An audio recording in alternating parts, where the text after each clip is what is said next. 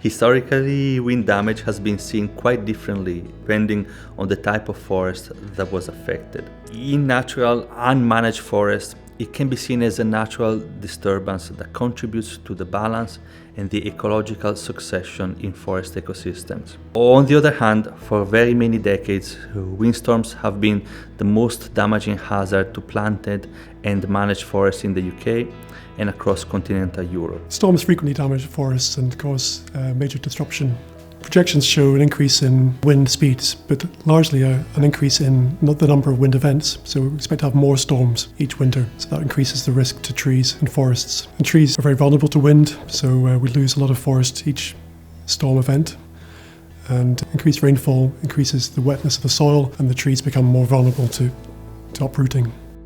Windthrow causes a lot of economic damage to the forest sector and has to be managed. So we lose timber, which is often towards the base of the tree is snapped, and we lose that important part of the log. And also what's left lying on the ground is difficult to harvest, difficult and dangerous to harvest, so it takes a lot of time and machinery to clear up the damage. There's a number of adaptation measures that we can use to improve the resilience to wind. We can diversify our forest. That has a big impact because single species, even age stands are particularly vulnerable. And if we break up the structure of the forest, that helps, but also breaking up the species mix as well. One thing that's useful is using continuous cover forestry. And that reduces the risk from the stand being blown down, but also when there is damage, there's already trees there which are growing and can grow up again faster, so the tree can be replaced with these younger trees sooner than they would be if we had an even age stand.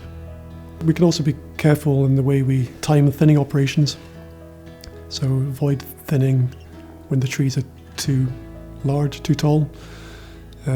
Earlier thinning is better to allow the trees to strengthen up to the wind environment. Another thing that's important with wind risk is to use contingency planning. So thinking about what can happen and managing the forest in preparation for damage. We've got various ways we can help forest managers understand wind risk to forests.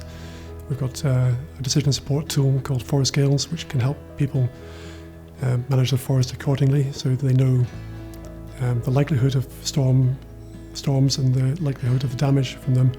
So you can harvest your trees before they get to a height where they're likely to fall over, and also you can time your interventions in the forest, such as thinning operations, which increase the vulnerability to storms.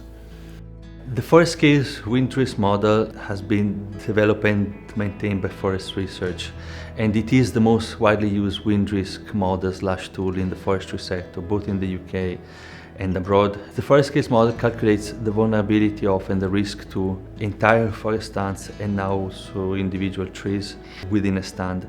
It can be used to see how risk changes under different scenarios with different silvicultural interventions and also under different climate change scenarios. We define vulnerability in this setting as the critical wind speeds of damage, one for breakage and one for uprooting. And with information about the wind speeds, we can then calculate the probability of exceeding these critical wind speeds, which is how we define risk. And once we have calculated risk, we can calculate other risk metrics such as the return period of damaging storms and indices such as the wind damage risk status, which is used to inform forest management decision in the public forest sector in Scotland. I'm working on mapping the wind vulnerability of the Norwegian forest across the country. So I'm using the forest resource map that we have in Norway called SR16. That's at a 16 by 16 meter resolution that contains information about the forest. And then I'm applying ForestGALES to this map across the country to get the wind vulnerability of each of the forest pixels to be able to identify the risk areas across the country for wind damage in the forest. My role is to look at all damage in forests, particularly in France, So I'm investigating wind damage, but also drought, fire risk, and now trying to look at insect pest risk as well. So I need to understand what the risk to different types of forests in France is from wind damage and how that links to insect damage which can follow from wind damage.